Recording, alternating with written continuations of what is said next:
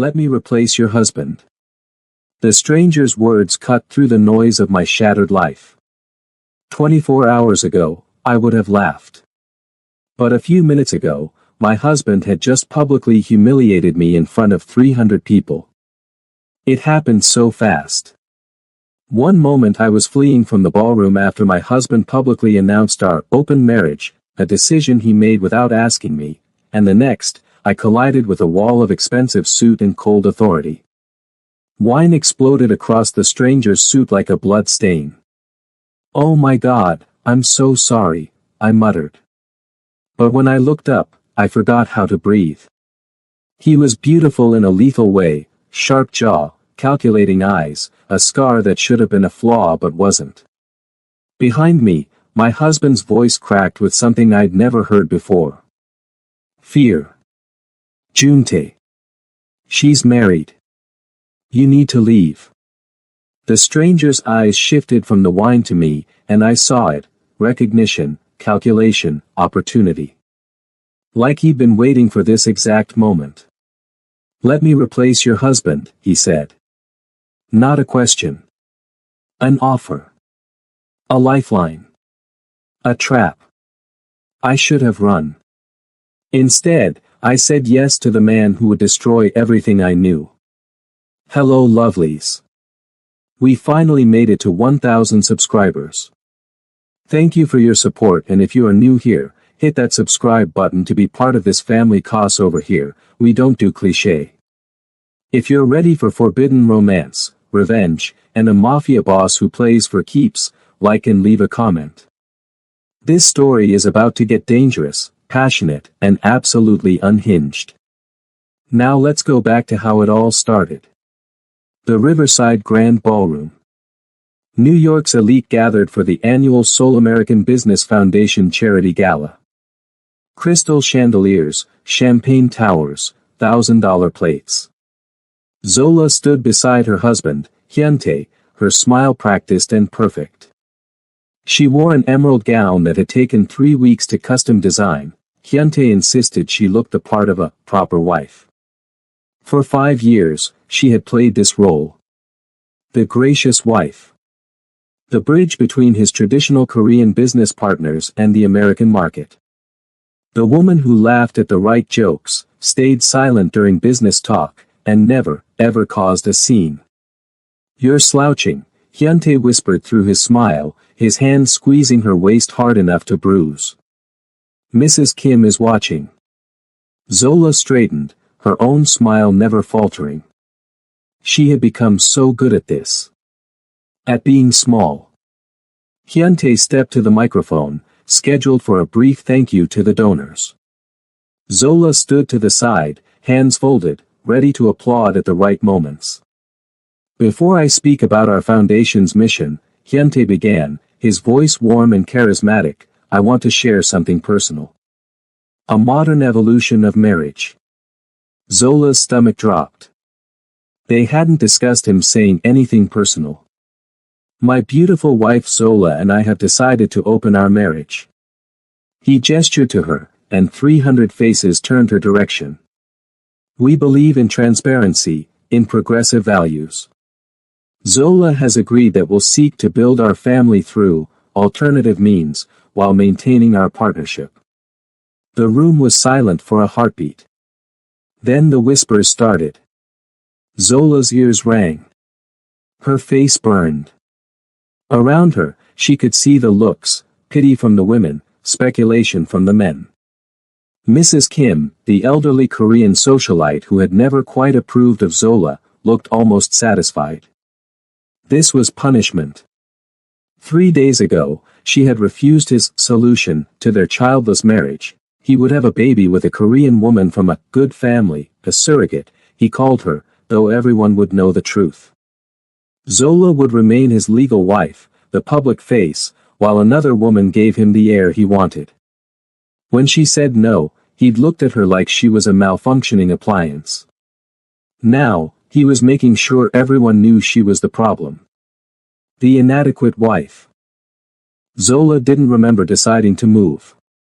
One moment she was frozen on display, the next she was walking, fast, toward the exit. Her heels clicked on marble. Behind her, Hyuntae called her name, annoyance in his voice. She didn't stop. The hallway outside the ballroom was blessedly empty. Zola's breath came in short gasps. 5 years. She had given him 5 years.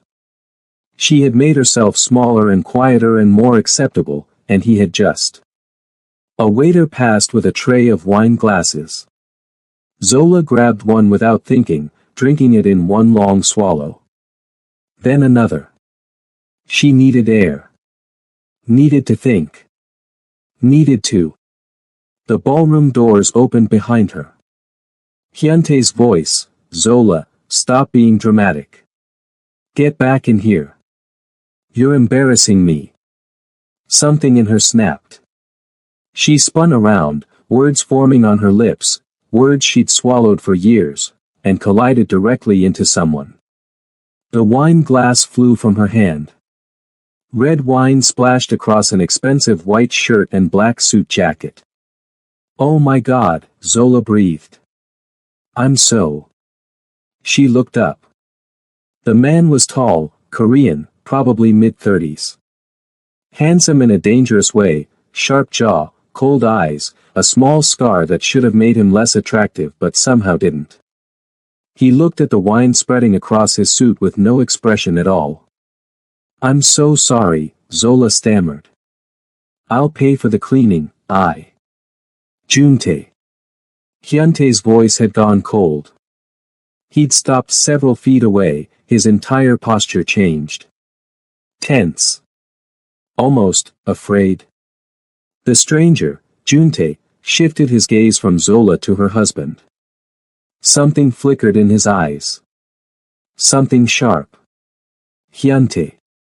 His voice was deep, quiet, with a slight accent that said English wasn't his first language. Interesting speech. This doesn't concern you, Hyuntae said. Zola, come here. Now. For 5 years, that tone had made Zola obey.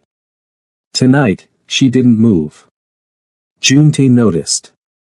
His eyes returned to her, and for the first time, something like interest crossed his face. The wine concerns me, he said. This suit is Brioni. Custom. I'll replace it, Zola said quickly. Please, just tell me. Have dinner with me. Zola blinked. What? Tomorrow night. Dinner.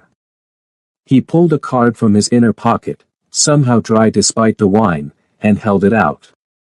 As apology for the suit. She's married, Hyuntae snapped, stepping forward. And you need to leave. This is a private event. I was invited, Juntae said mildly. I donate quite generously to Seoul American business relations. His eyes stayed on Zola. Dinner. Yes or no? Zola should have said no. Should have apologized again, gone back to her husband, played her role. But Hyuntae had just announced to 300 people that she wasn't enough. That he was looking for someone else. She took the card. Yes, she said. Tomorrow night. Juntae's mouth curved, not quite a smile, but close. I'll send a car. He looked at Hyuntae once more, and Zola could swear the temperature in the hallway dropped. Enjoy your evening. He walked away, moving like a man who owned every space he entered. Hyuntae grabbed Zola's arm, yanking her around. Do you know who that is? Are you insane? You just announced our open marriage, Zola said quietly. Aren't I allowed to explore that freedom? His face went red. Not with him. Anyone but him. He cut himself off, jaw working. He's what? Dangerous. Criminal. Hyuntae lowered his voice. He's Han Juntae. He runs half the underground on the East Coast. Ports, smuggling, God knows what else. Stay away from him. Zola looked down at the card in her hand. Simple, expensive cardstock. Just a name and a phone number. Why does a criminal get invited to your charity gala? She asked. Hyuntae's silence was answer enough. Zola pulled her arm free. I'm going home. To my mother's house. Don't follow me. Zola. You wanted an open marriage, Hyuntae. She looked him in the eyes, saw him clearly for maybe the first time in years. You just opened it. She walked away, her head high, her heart pounding. Behind her, Hyuntae didn't follow. The next morning, Zola woke in her childhood bedroom in her parents' Brooklyn brownstone. Her mother had asked no questions when she arrived near midnight, just made up the bed and left a mug of warm milk on the nightstand like Zola was 16 again. Now, morning light filtered through familiar curtains, and reality settled over her like a weight. Her phone had 43 messages. 12 from Hyuntae. The rest from friends, acquaintances, business contacts, everyone who'd been at the gala. She ignored all of them and pulled out the card instead. Han Juntae. Just the name and number. No title, no company. Men who were truly powerful didn't need to explain themselves. He's dangerous. Criminal. Hyuntae's warning should have mattered. It didn't. Zola had been safe and appropriate her entire marriage. Where had it gotten her? She dialed before she could overthink it. He answered on the first ring. Ms. Okafor. Not Mrs. Park, the name she'd used for 5 years. Her family name. Her father's name. How did you know it was me? She asked. I know everything I need to know. A pause. Are you calling to cancel? No, Zola said. I'm calling to ask what you want. A low sound that might have been a laugh. Direct. Good. I like that. Mr. Han. Juntae. Juntae, she corrected, his name feeling strange on her tongue. You didn't ask me to dinner because of a wine stain. What do you want? Silence for a moment. Then, the car will pick you up at 7. Wear something that makes you feel powerful, not something your husband would choose. We'll talk then. That's not an answer. 7 o'clock, Ms. Okafor. I'll see you tonight. He hung up. Zola stared at her phone, caught between irritation and something else. Something she hadn't felt in years. Curiosity. Zola spent the day doing what she did best, research. Han Juntae didn't have social media. His name appeared in business filings for a luxury automotive import company, legitimate on the surface. But dig deeper into the industry whispers, the carefully worded news articles, the gaps in public records, and a different picture emerged. Port Authority investigations that went nowhere. Connections to gambling establishments in Atlantic City. Associates with sealed criminal records. A federal task force that had tried to build a RICO case 3 years ago and failed spectacularly. And strangest of all, a reputation for being honorable, within his world. He kept his word. Protected his people. Didn't deal in drugs or human trafficking, lines he reportedly refused to cross. A criminal with a code. At 6 p.m., Zola stood in front of her childhood closet, staring at the clothes she'd left behind when she married Hyuntae. Wear something that makes you feel powerful.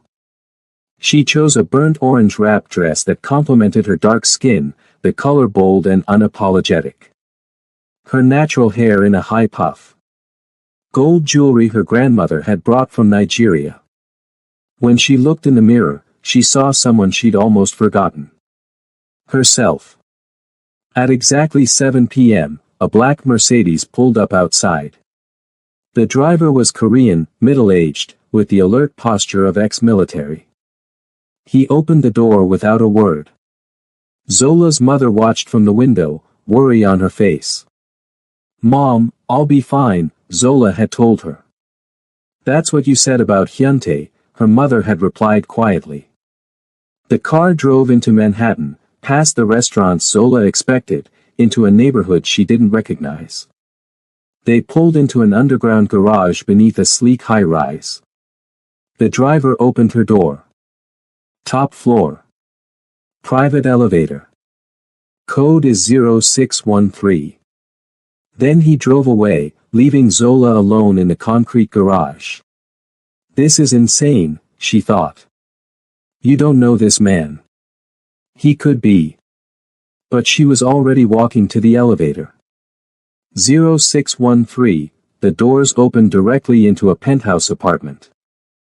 Floor-to-ceiling windows overlooked the Manhattan skyline. Minimalist furniture, expensive and spare. Everything in blacks, grays, whites, except for a single piece of art on the wall. Korean calligraphy, bold red on cream paper. Juntae stood by the windows, still in a suit, whiskey in hand. He turned as she entered.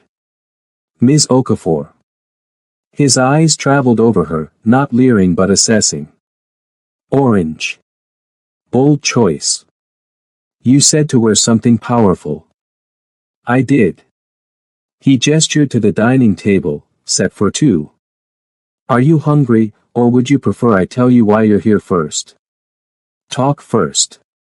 He smiled, really smiled this time, and it transformed his face. Made him look younger. More dangerous. Honest. Good. He set down his drink. I'll be equally honest. I want to destroy your husband. You're the key to doing that. Zola's breath caught. Excuse me. Park Hyuntae has been a problem for me for 3 years, Juntae said calmly. His hedge fund launders money for people I have conflicts with. His business partners have been trying to push into my territories. And personally, his eyes went cold. His family played a role in destroying my father's legitimate business 15 years ago. I've been patient. Strategic. But last night, seeing him humiliate you in public. He paused. That gave me an opportunity. An opportunity, Zola repeated flatly. You mean me? Yes. At least he didn't lie. What exactly do you want? She asked. Juntae moved closer, stopping just inside her personal space. I want you to be seen with me. Publicly. Frequently. I want every business contact your husband has to wonder if his wife has taken up with his enemy. I want him paranoid, distracted, making mistakes. You want me to pretend to date you for revenge. Not pretend, Juntae said. Publicly, it will be very real. You'll attend events with me. Stay in my homes.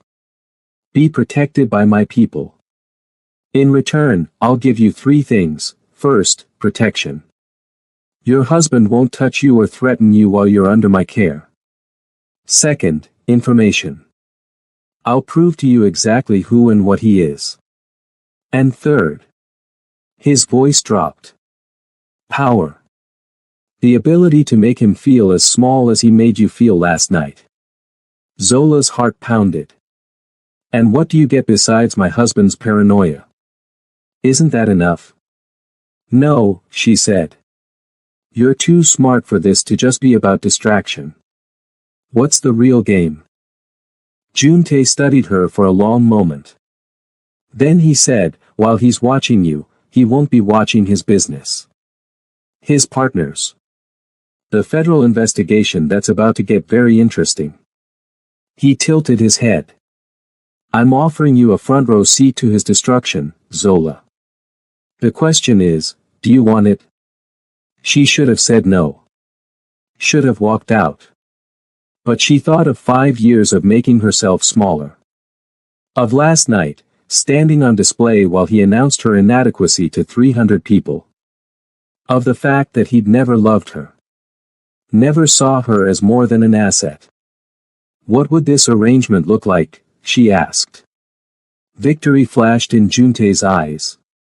You move into one of my properties. Publicly, we're dating, exclusive and serious. You accompany me to events. You're seen. You're photographed. You let me dress you, protect you, and give you the life you deserve. And privately, you have your own space. Your own room, unless you choose otherwise. I won't touch you without your explicit consent. His voice was firm. I'm many things, Zola, but I'm not your husband. I don't take what isn't freely given. How long? 3 months. By then, either your husband will have made the mistakes I need, or... He shrugged. We'll reassess. And after 3 months, you walk away with a very generous settlement for your time and trouble. Plus whatever you want from your husband's ashes. Zola moved to the windows, looking out at the city lights. Why me? If you just need someone to make him paranoid, there are 1,000 women. Because it has to be you, Juntae interrupted. You're his pride. His proof that he's modern and open-minded. See how he married a black woman. But he never respected you. He paraded you when it served him and diminished you when it didn't. Taking you isn't just taking any woman. It's taking the symbol of everything he pretends to be and revealing what he actually is. He moved beside her, close enough that she could smell his cologne, something expensive and subtle. And because, he added quietly, when I researched you, I found someone brilliant. Someone who built her career on reading people and markets. Someone who deserved far better than to be humiliated at a charity gala. He paused. You're not a prop in this, Zola. You're a partner. I need you sharp and angry and powerful. Not broken. Zola closed her eyes. If I say yes, my reputation will become exactly what you make it. Yes, people will talk. Let them.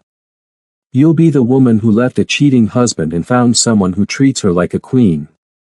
His voice hardened. And anyone who has a problem with that will have a problem with me. She should have been frightened by the threat in those words. Instead, she felt something else. Protected. When was the last time anyone had protected her?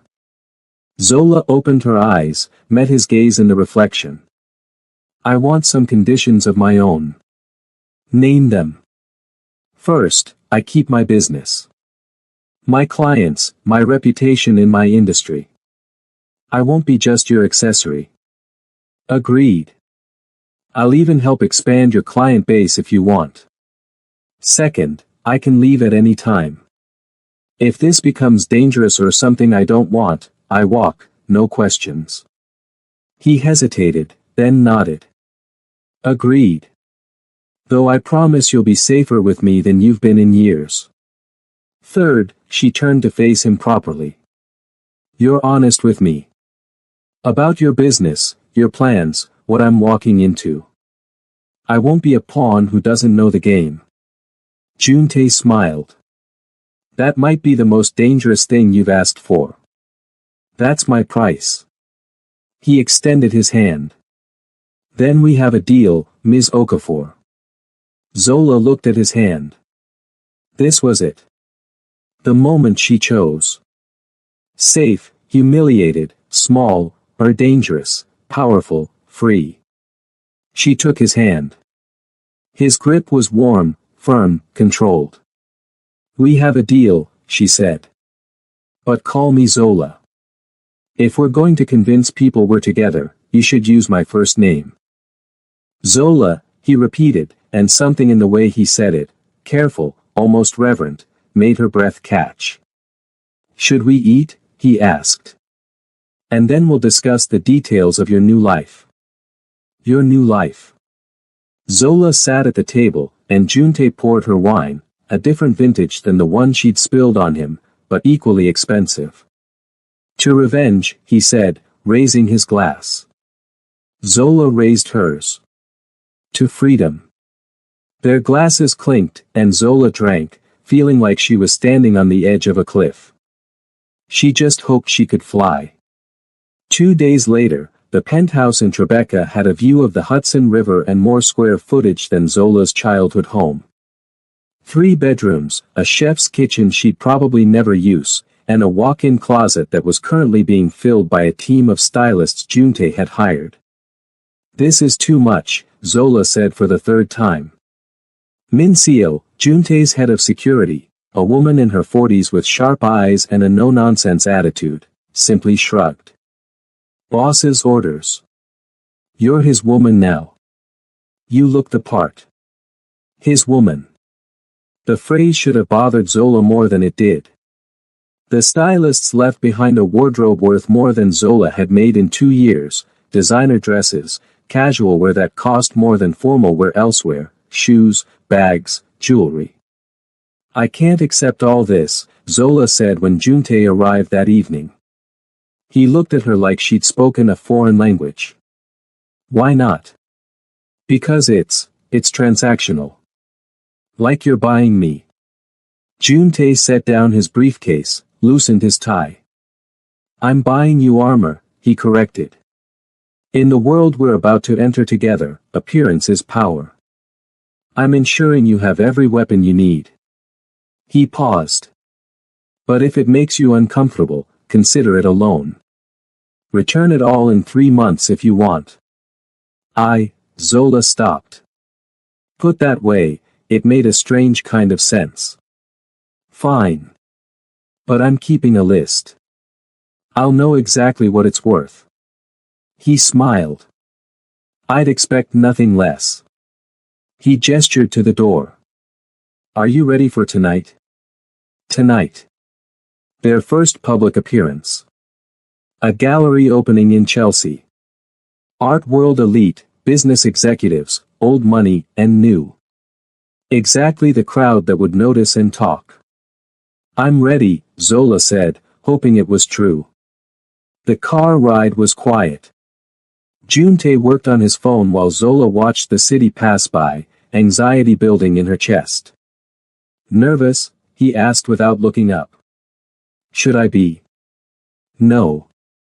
He put the phone away, giving her his full attention. "But you are." "Why?" Zola hesitated. "Because tomorrow, everyone will know. It'll be real." "It's already real," Junte said. "Your husband has called you 67 times since the gala. He's had his lawyer send 3 cease and desist letters to my business attorney. He knows you're with me." He leaned closer. "Tonight, we just make sure everyone else knows too. And you're sure this will work?" "That he'll, what, make mistakes?" "He's already making them," Junte said. "He's angry, which makes him sloppy. Angry men reveal themselves." The car stopped. Outside, Zola could see photographers, the gallery's lit entrance, people in expensive clothes. Her heart hammered. Junte's hand covered hers. "Zola. Look at me." She did. "You walk in there on my arm, and you're untouchable," he said quietly. "Anyone who's ever dismissed you, every time your husband made you feel less, you erase all of it tonight. You walk in as the woman who chose herself." His grip tightened slightly. "Can you do that?" Zola thought of the gala. The whispers. 5 years of being decorative and quiet. "Yes," she said. "Then let's go." The driver opened the door. Junte exited first, then extended his hand. Zola took it and stepped out into camera flashes. She wore midnight blue tonight, a silk dress that the stylist had sworn was perfect for her skin tone, with a slit that showed leg when she walked. Her hair was slicked back into an elegant low bun. Diamond earrings that Junte had presented without ceremony. Beside her, Junte was in all black, his hand firm on the small of her back. "Mr. Han. Mr. Han." Who's your date? The photographers shouted questions. Juntae ignored them all, guiding Zola toward the entrance. But just before they entered, he paused, turned, and pulled Zola closer. Not quite an embrace, but intimate. Possessive. The cameras went wild.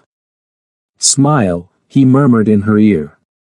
Show them you're exactly where you want to be. Zola smiled, not her practiced society smile, but something real. Something edged with freedom. The cameras captured it all. The whispers started immediately. Is that Park Hyuntae's wife?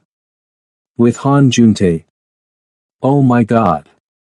Didn't they just announce an open marriage? I heard she left him. Zola kept her head high, her hand in Juntae's arm. He moved through the space like he owned it, nodding to acquaintances, introducing Zola with simple confidence. This is Zola Okafor. Not Park. Her family name again. People stared. Some with curiosity, some with judgment, some with barely concealed excitement at the scandal. Zola. She turned. Jessica Chen, a luxury brand VP she'd worked with years ago, stood with a champagne flute and wide eyes. Jessica, hi. Oh my god, the rumors are true. Jessica's gaze went to Juntae. You're really dating him? Before Zola could answer, Juntae spoke. Is there a reason my girlfriend shouldn't be dating me? Girlfriend. The word sent a strange thrill through Zola. Jessica flushed. No. No, I just meant, Hyuntae was saying you two were working things out. Hyuntae is mistaken, Zola said coolly. We're separated. Officially. As of when? As of the moment he announced our open marriage without my consent, Zola said, and felt Juntae's hand tighten approvingly on her waist. Jessica's eyes went wide. He didn't consent with you first. Oh, Zola. It's fine, Zola said. I'm exactly where I want to be now. She meant it as a performance. A line for Jessica to repeat in the Whisper network. But when she glanced at Juntae, saw the approval in his eyes, she realized part of her meant it. They were admiring a sculpture, something abstract and expensive, when the energy in the room shifted. Juntae felt it first. His posture changed, became predatory. He's here, he murmured. Zola's stomach dropped. Who? Zola. She turned. Hyuntae strode toward them, fury written across his usually composed face. Behind him, two men who looked like corporate security tried to keep up. We need to talk, Hyuntae said, ignoring Juntae entirely. Now. We have nothing to discuss, Zola said, proud that her voice stayed steady. You're my wife. Who you publicly humiliated and proposed an open marriage to, Zola interrupted.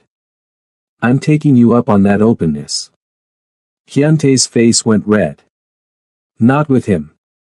Anyone but him. This is, Zola, do you have any idea what he is? A better man than you? Zola suggested. Juntae made a low sound that might have been a laugh. Hyuntae finally looked at him, hatred in his eyes. This is a game to you. You're using her to get to me. Am I? Juntae's voice was mild. Or perhaps your wife is simply done with how you've treated her. She doesn't know what she's doing. I'm standing right here, Zola snapped. And I know exactly what I'm doing. I'm choosing myself for the first time in 5 years. By whoring yourself to a criminal. The words hung in the air. The gallery had gone silent. Everyone was watching. Juntae moved before Zola could react. One moment he was beside her, the next he was in Hyuntae's space, his hand wrapped around Hyuntae's throat, not choking, but controlling. Apologize, Juntae said quietly. Now. Mr. Han, one of the security guards reached for him. Juntae didn't even look at the man. "Touch me and you'll lose the hand." The guard froze. "Apologize to Zola," Juntae repeated, his voice deadly calm. "For that insult and for every way you've disrespected her." Hyuntae's face was going purple. "You can't." "I can." Juntae leaned closer. "And if you ever speak to her that way again, what I do to you will make tonight look gentle." He released Hyuntae suddenly. Hyuntae stumbled back, gasping. Zola should have been horrified. Should have been afraid of the violence Juntae had just displayed. Instead, she felt protected. Valued. Seen. Juntae turned to her, his expression softening. "Are you alright?" "I'm fine," she whispered. "Then let's leave. This gallery isn't worth our time." He offered his arm. Zola took it, and they walked toward the exit together. Behind them, Hyuntae shouted, "This isn't over." "Zola, you're making a mistake." Juntae paused at the door, looked back. "The only mistake she made was marrying you." Then to the room at large, "If anyone has a problem with Zola being with me, they can discuss it with me personally." No one spoke. They left to camera flashes and stunned silence. Zola's hands were shaking. Adrenaline, fear, exhilaration, she couldn't tell which. "Are you angry?" Juntae asked. "About what?" "I put my hands on him. Made a scene." "That wasn't subtle." Zola looked at him. "He called me a whore." "And I should have let you handle it," Juntae said. "You're not helpless." "I apologize for implying otherwise." That was not what she expected. "You're apologizing for defending me?" "I'm apologizing for taking your agency," he corrected. "You're my partner in this, not a damsel to rescue." He met her eyes. "It won't happen again unless you ask for my help." Zola's chest felt tight. Hyuntae had never once apologized. For anything. "Thank you," she said quietly. "But for the record?" "Seeing his face when you grabbed him was very satisfying." Juntae smiled. "Good. Because by morning, everyone in New York will know you're mine." Mine. The possessive word should have bothered her. It didn't. The next morning, Zola woke to her phone vibrating off the nightstand.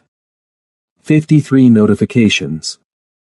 Instagram, Twitter, text messages from people she hadn't spoken to in years. She grabbed the phone and immediately saw why. Page 6, hedge fund wife trades up for Mafia king. Below it, a photo from last night, Juntae's hand on Hyuntae's throat, Zola in the background, her expression unreadable. Another headline, Park Hyuntae's open marriage backfires. And another, who is Zola Okafor? Everything we know about Han Juntae's new girlfriend. Zola's heart pounded. This was what she'd agreed to, but seeing it in print made it real in a way last night hadn't. Her phone rang. Juntae. "Have you seen the news?" she asked instead of hello. "I wrote half of it," he said calmly. "My publicist ensured the narrative stayed favorable. You're the wronged wife who found someone better. He's the arrogant husband who thought you'd accept humiliation." "Your publicist," Zola repeated. "You have a publicist?" "I have many things." A pause. "How are you feeling?" Honest question. He seemed to ask those a lot. "Overwhelmed," Zola admitted. "My parents called. My father wants to know if I need him to handle things." She laughed shakily. "I'm 38 years old and he's ready to fight for me." "He sounds like a good father," Juntae said. "Do you want me to speak with him? Assure him his daughter is protected?" The offer was so unexpected that Zola didn't know what to say. maybe. Let me talk to him first. Of course. I'm sending a car for you at 11.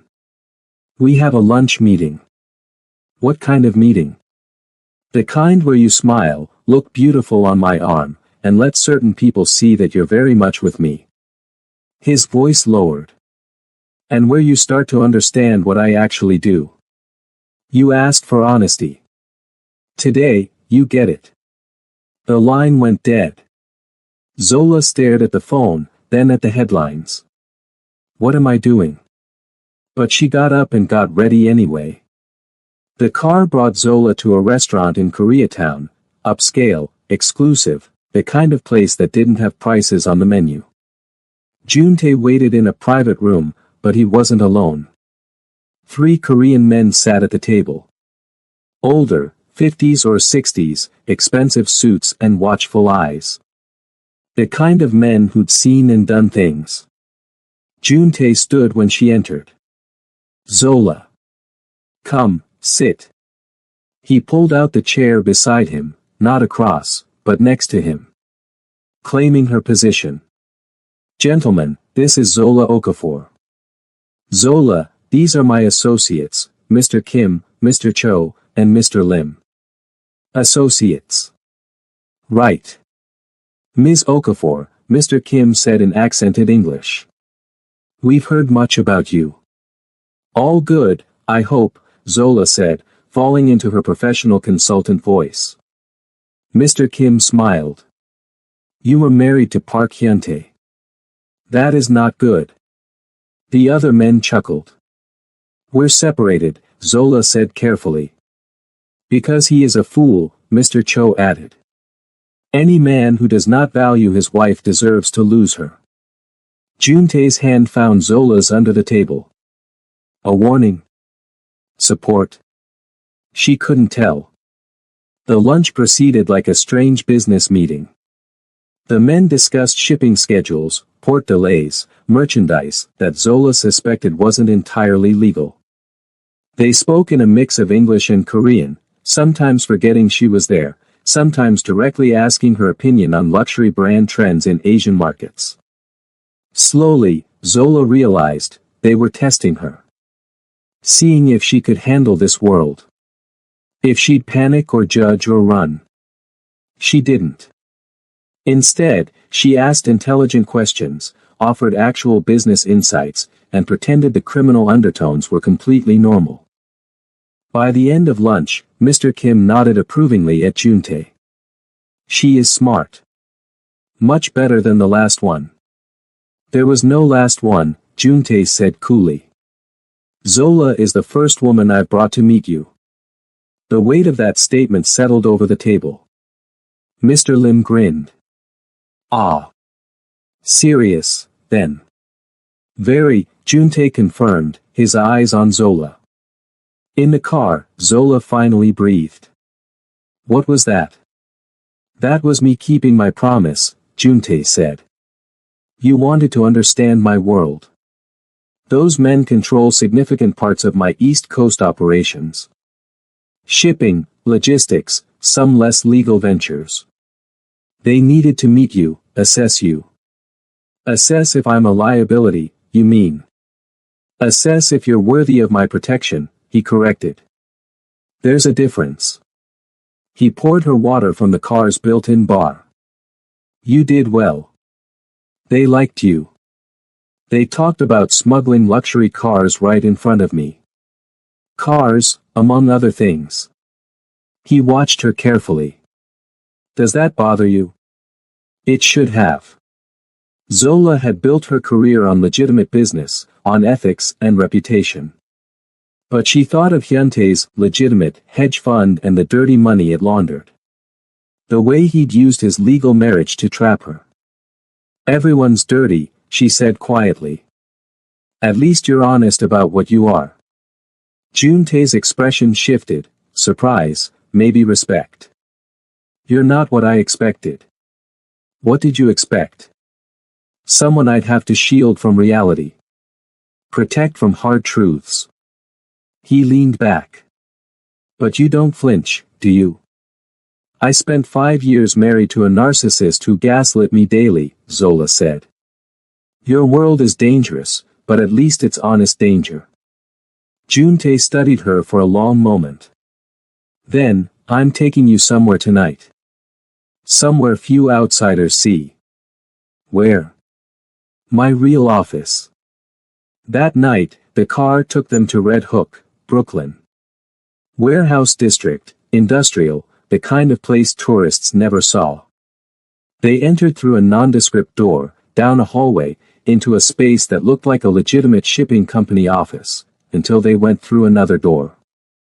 The room behind it was pure command center. Multiple screens showing port cameras, shipping manifests, what looked like tracking data. A dozen people working computers, speaking into headsets in Korean and English. Maps of the eastern seaboard on the walls, marked with pins and routes. This is where we actually work, Juntae said. Coordinating shipments, tracking competitors, managing the network. A woman approached, Korean, late 20s, efficient looking. Boss. The Baltimore shipment cleared. No issues. Good. And the Newark situation? Handled. The union rep accepted our terms. Excellent. Juntae turned to Zola. This is Sunmi, my operations manager. Sunmi, this is Zola. Sunmi's eyes widened slightly, clearly she'd heard about Zola, but she bowed politely. Ms. Okafor. Welcome. Thank you, Zola said, feeling surreal. Sunmi returned to work, and Juntae guided Zola to a private office overlooking the command center. You run this like a corporation, Zola observed. Because it is one. Illegal in some aspects, but still a business. Logistics, personnel management, client relations. He sat on the edge of his desk. I'm not a thug, Zola.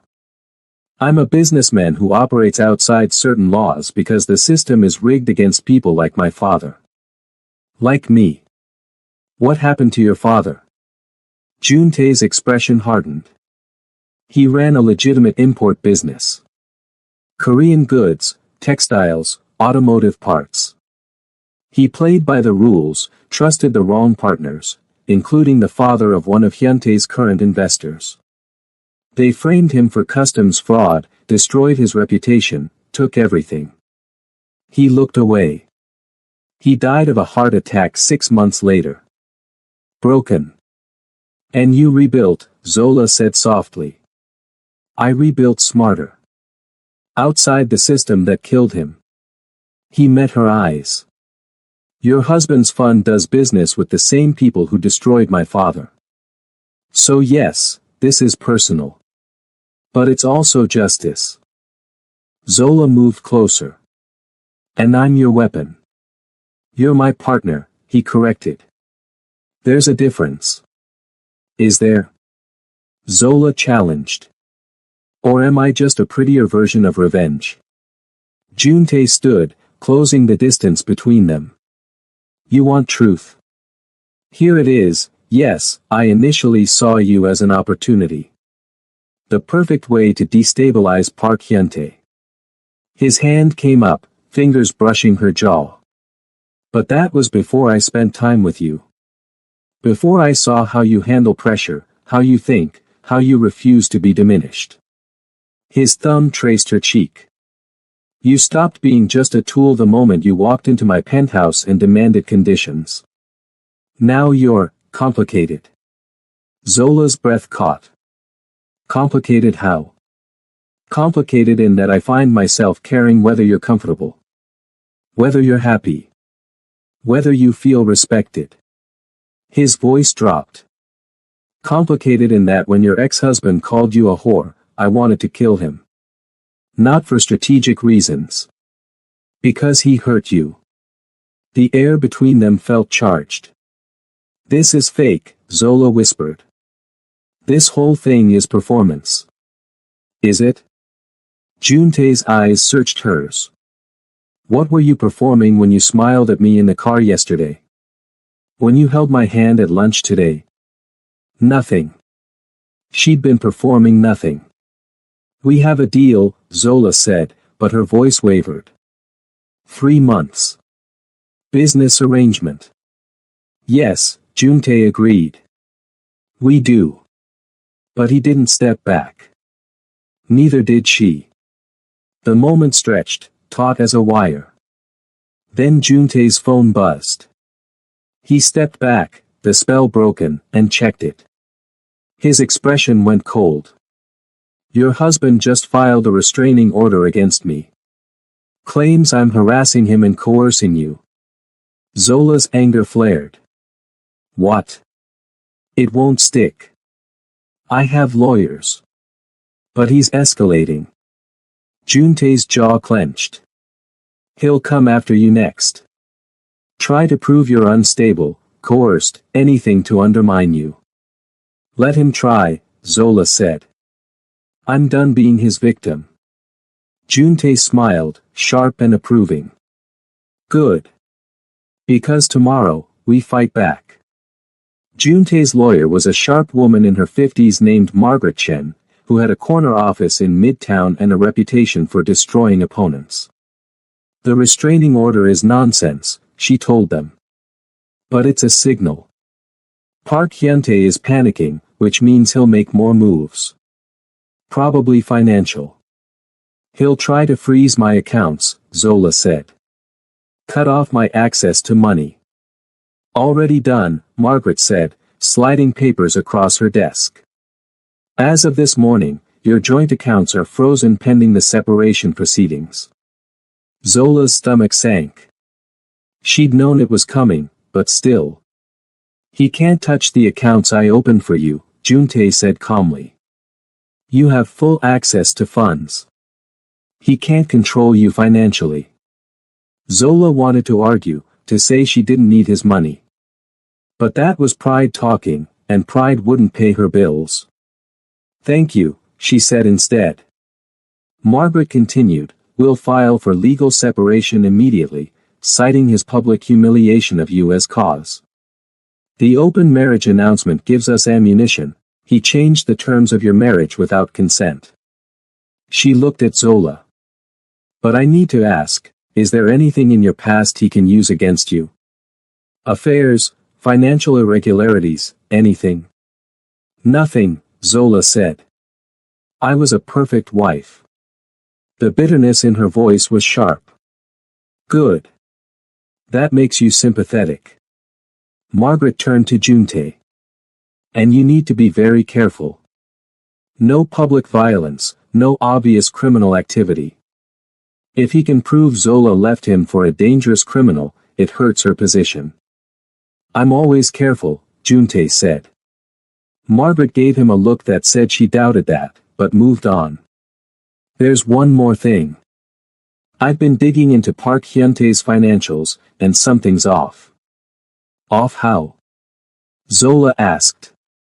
His obsession with having an heir, the surrogacy demand, it doesn't match his actual situation. Most men in his position would just divorce and remarry if children were that important. She pulled out another file. But he's never tried to divorce you. Never seriously pursued fertility treatments for you both. It's like he needs the appearance of trying without actually succeeding. Zola frowned. We did fertility treatments. 3 rounds of IVF. Initiated by him or by doctors? By him. Zola thought back. He scheduled everything, chose the clinic, handled all the paperwork. Margaret and Juntae exchanged a look. What? Zola demanded. What if the problem was never you? Margaret said carefully. The room went silent. That's impossible, Zola said. The doctors said my egg quality was low, at my age. What doctors? Juntae interrupted. Ones he chose. Zola's mind raced. You think he faked my infertility? I think, Margaret said, that a man who's this desperate for an heir but won't divorce his supposedly infertile wife might have secrets. And I think we should find out what they are. 2 days later, Zola sat in a different fertility clinic, one Margaret had recommended, one Hyuntae had no connection to. Ms. Okafor, the doctor said, reviewing her test results. I'm not sure why you were told you couldn't conceive. Your ovarian reserve is excellent for your age. Egg quality is good. There's no medical reason you couldn't have a healthy pregnancy. The words didn't make sense. But I was told, 3 years ago, at the other clinic. Do you have those records? My husband kept them. Of course he did. The doctor frowned. I can request them, but based on what I'm seeing today, someone either misdiagnosed you severely or... She hesitated. Or misled you. Zola sat in her car afterward, shaking. 5 years. 5 years of believing she was broken. That her body had failed. That she was the reason they couldn't have children. 5 years of that guilt, that shame, that sense of inadequacy. And it had been a lie. Her phone rang. Juntae. What did the doctor say? He asked. I'm not infertile. Her voice cracked. I never was. He lied to me. For years, he lied. Silence. Then, where are you? In the parking lot. Stay there. I'm coming to you. Juntae arrived in 15 minutes, which meant he'd broken several traffic laws. He slid into the passenger seat of her car and just looked at her.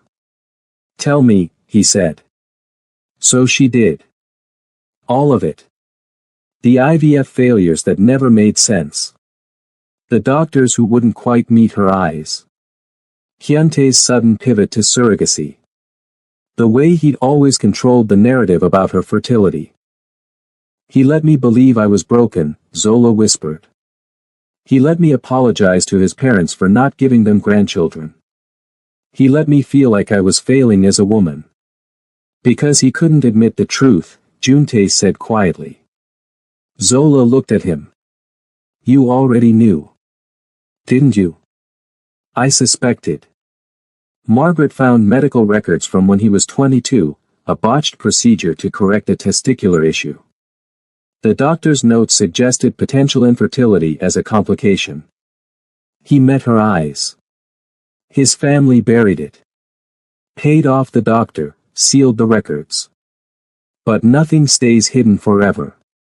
So he blamed me, Zola said. Made me the problem so no one would question him. Yes. The cruelty of it stole her breath. Not just the lie, but the systematic destruction of her self-worth to protect his ego. I want to destroy him, Zola said. Not just embarrass him. Destroy everything he's built on lies. Juntae smiled, dangerous and approving. Good. Because I have a plan. Back at the Tribeca penthouse, Juntae laid it out. In 3 weeks, there's a major investors meeting for Hyuntae's fund. His biggest clients will be there, including some who are already nervous about his stability after our public relationship.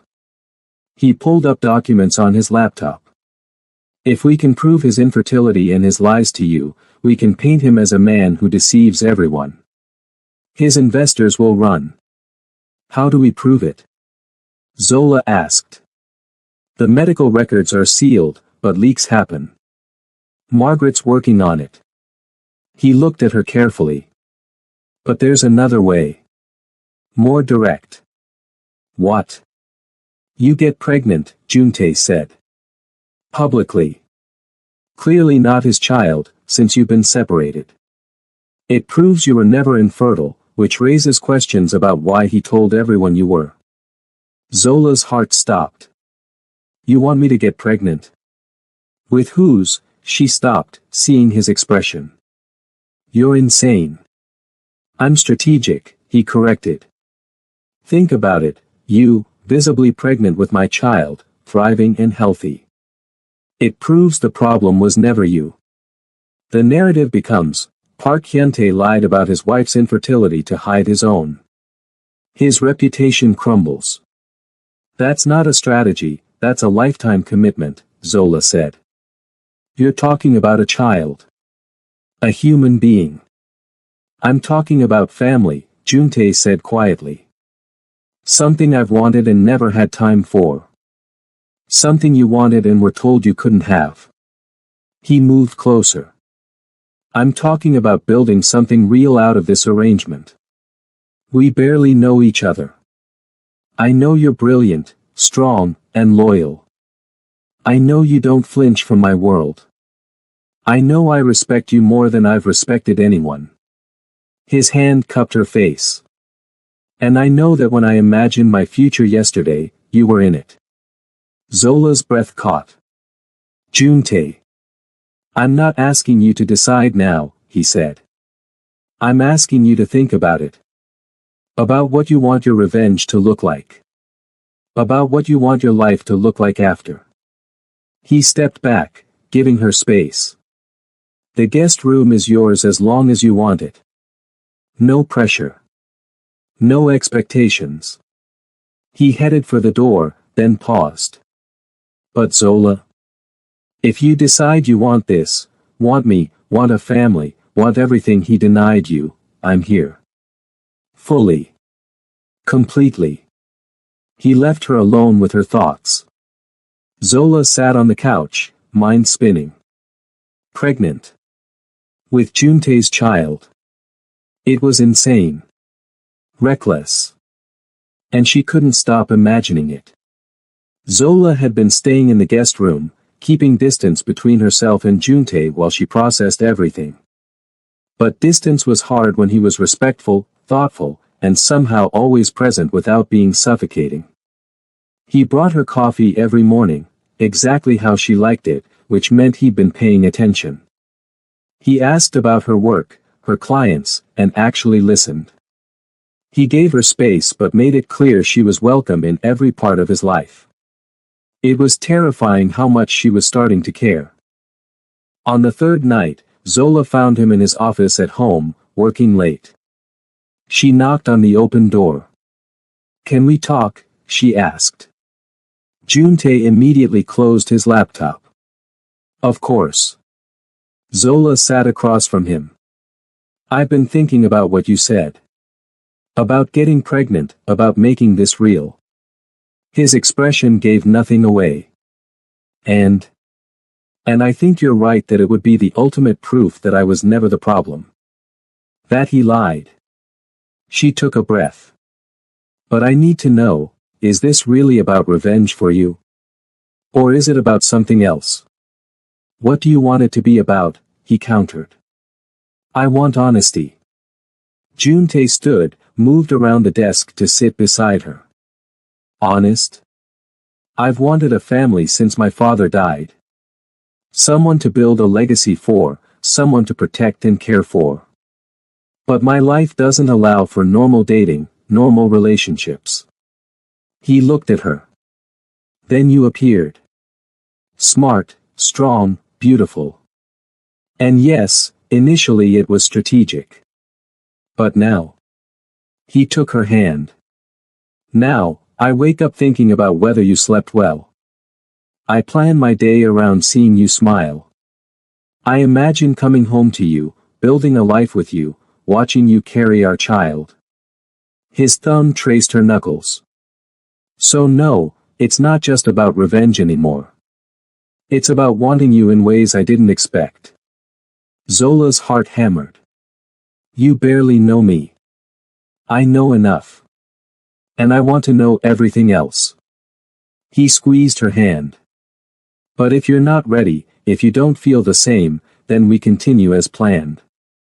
3 months, business arrangement, you walk away. No hard feelings. And if I want more? Zola whispered. Then we build more, Juntae said simply. Together. Zola looked at their joined hands. This man who'd been a stranger 2 weeks ago. Who'd offered her protection, power, revenge, and was now offering her everything. I'm scared, she admitted. Of me? Of feeling too much too fast. Of this being another mistake.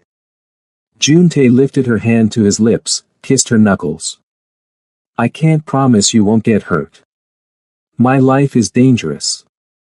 But I can promise I will never lie to you, never diminish you, and never make you feel less than you are. His eyes met hers.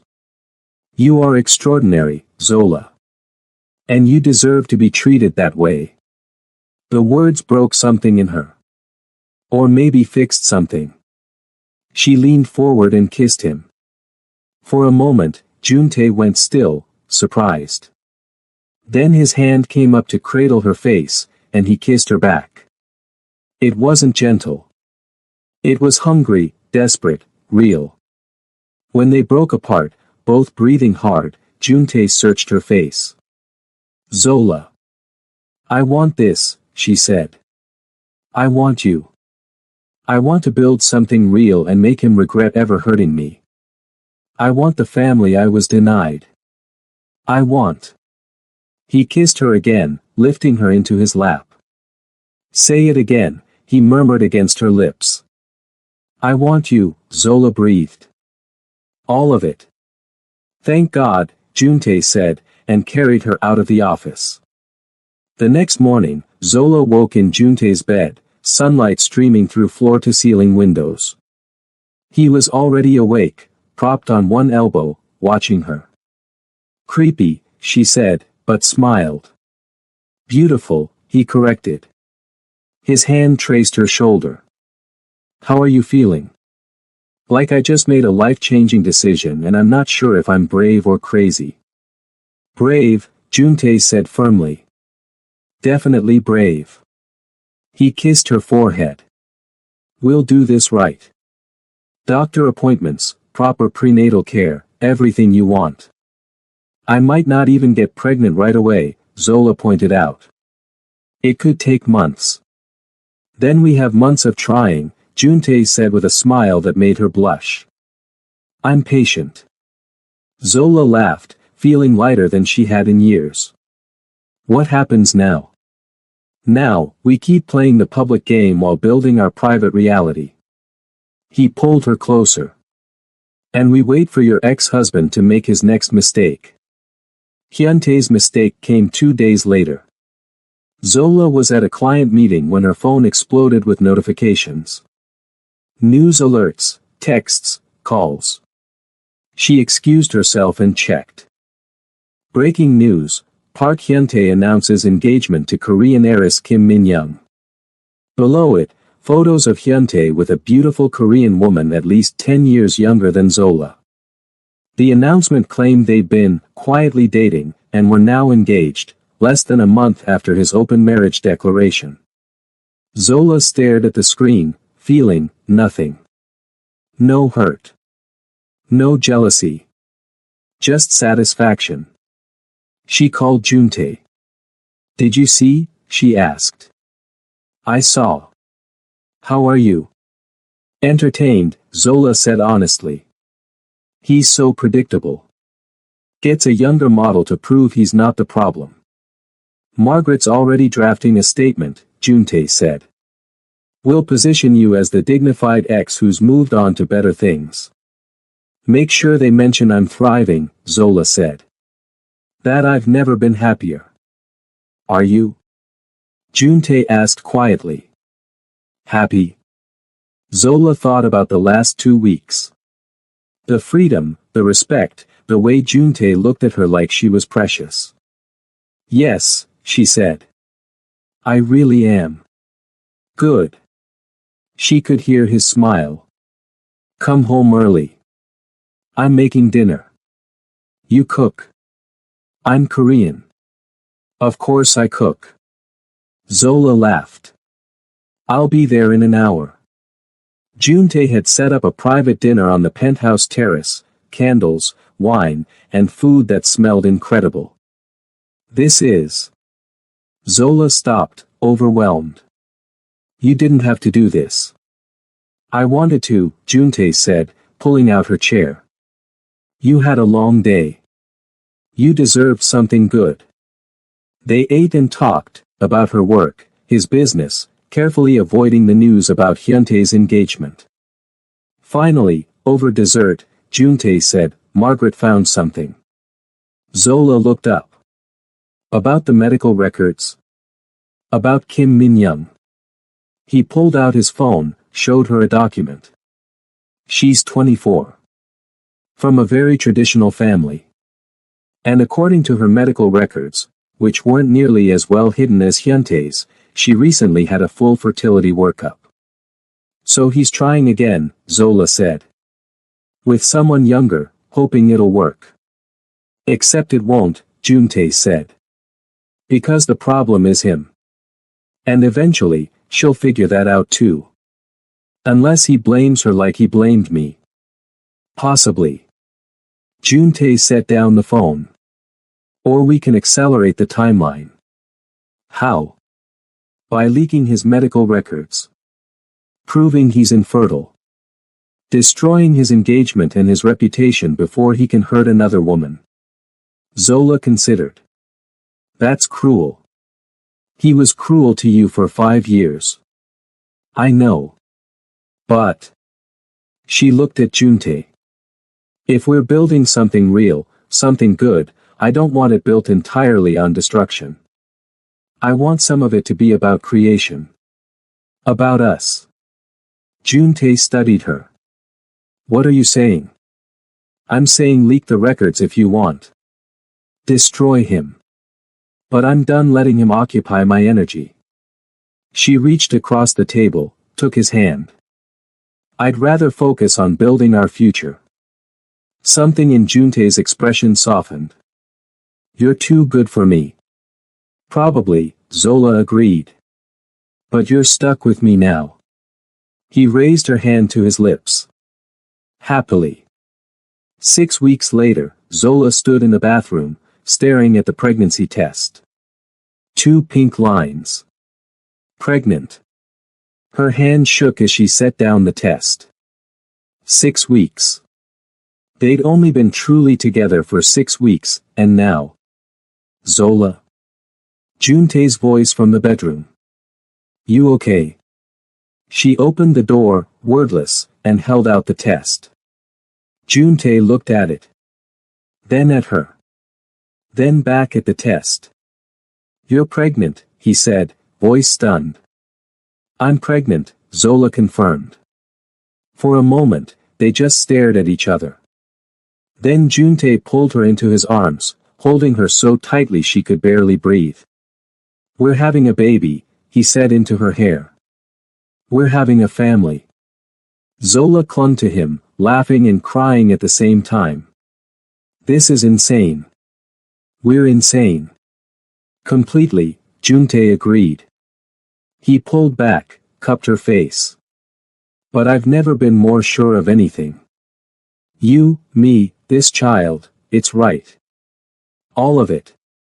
Zola believed him. They waited until Zola was 12 weeks along, safely past the first trimester. Then they made it official. Juntae posted a single photo on Instagram, something he never did. Zola in a simple white dress, his hand on her small but visible baby bump, both of them looking at the camera. The caption, "Building Our Future. Baby Han coming soon." The internet exploded. Within hours, it was everywhere. News sites, gossip blogs, trending on Twitter. Zola Okafor pregnant with Han Juntae's baby. Park Hyuntae's ex-wife expecting after years of infertility. Questions raised about Zola's previous fertility issues. And just like that, the narrative shifted. If Zola could get pregnant so easily after leaving Hyuntae, why couldn't she get pregnant with him? The whispers started, maybe it was never her. Maybe he lied. Margaret's leaked medical records 3 days later confirmed it. Park Hyuntae infertile since age 22, hid condition from wife. The scandal was immediate and brutal. Hyuntae's engagement to Min-young fell apart within a week, her family publicly withdrew their support, citing deception. His investors began quietly pulling out, spooked by the lies and the instability. His reputation, built on control and perfection, crumbled. Zola watched it happen from the safety of Juntae's arms, and felt nothing but peace. Hyuntae showed up at the penthouse 3 weeks after the announcement.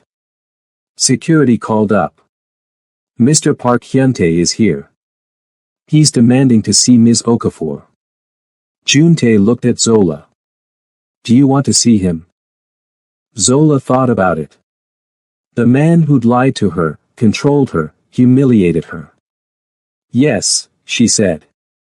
"I want to see him broken."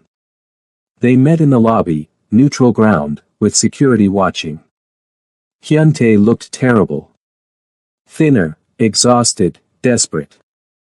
"Zola," he said. "Please. We need to talk." "We don't," Zola said calmly. "But I'll listen. You have 5 minutes. This is all a mistake. The medical records, they were leaked illegally." "But they're true," Zola interrupted. "You're infertile. You've been infertile since you were 22. And you let me believe I was broken for 5 years. I was protecting you. You were protecting yourself." Zola's voice rose. "You made me feel worthless to hide your shame. You humiliated me publicly rather than admit the truth." "I'm sorry," Hyuntae said, and he might have even meant it. "I made mistakes. But this pregnancy, this relationship, you're doing this to hurt me." "No," Zola said. "I'm doing this because I want a family. Because I want a man who respects me. Because I choose to be happy." She stepped closer. "You're not even part of the equation anymore. You're irrelevant." Hyuntae's face crumpled. "Zola, please. I've lost everything.